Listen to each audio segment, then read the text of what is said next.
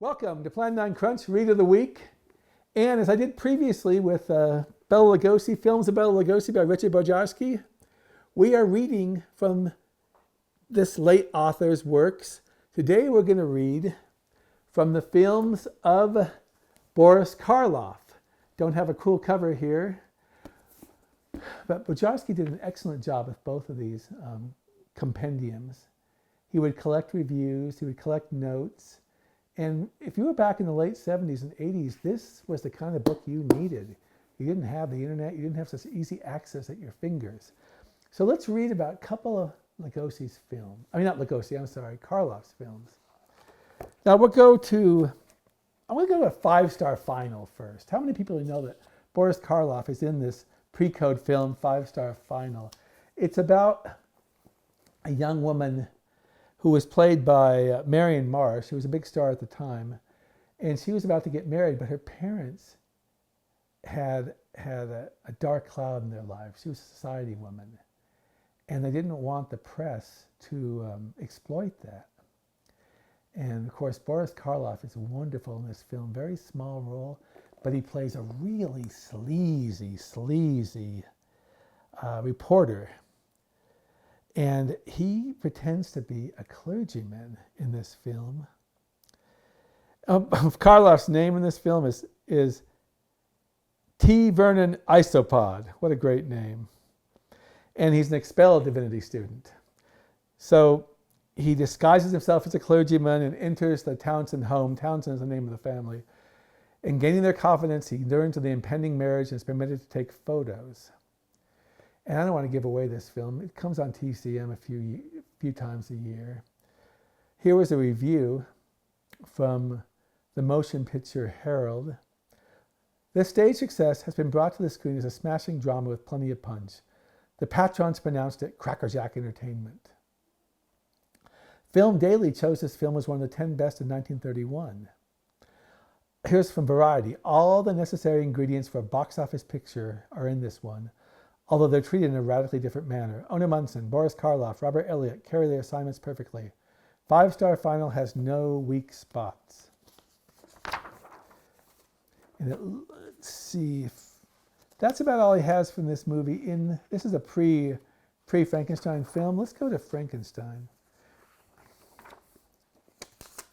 I'm just going to read from the notes. Frankenstein got wonderful reviews. This picture, Frankenstein, was important in several ways. Financially, one of the most successful in 1931-32 season, it showed the executives of Universal this type of material could be accepted by audiences. Even more than Dracula, this picture set the pattern for Hollywood's subsequent treatment of the subject of horror. It was widely imitated, both at the time and in later years. Actually, Mary Shelley's novel had been adopted to dramatic form as early as 1832. An actor named T.P. Cook portrayed the monster in this production at London's Theatre Royal. Its title was Presumption or the Fate of Frankenstein. And it even had a musical spoof. And Thomas A. Edison, which we've shown at Plan 9 Crunch, produced the first film version. When he wrote this, it says, "No prints have survived." There are prints now. Universal was I'm going back to the notes now. Universal was uncertain of how to finish their screen adaptation of the 1930 play. Should the monster and his creature die at the end, as they had on the stage? The studio filmed 2 endings, one happy, one unhappy. Following a preview, they decided to use the one in which the doctor lives. They also deleted the scene containing the murder of the little girl by the monster because of audience criticism. Of course, we know that scene's now in the film.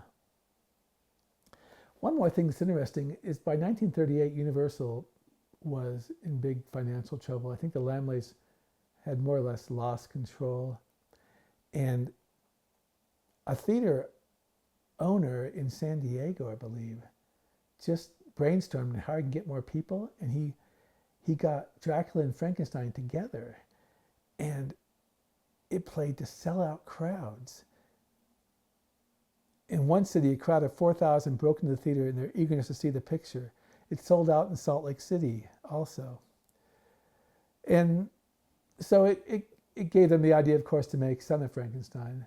But it was interesting. It showed for the first time that these films had staying power. I was talking to Martin Powell, who's a genre author, and we were talking about how Dracula and Frankenstein, we have to place ourselves in the context of the people in the theater. They were seeing something that hadn't been put up there before.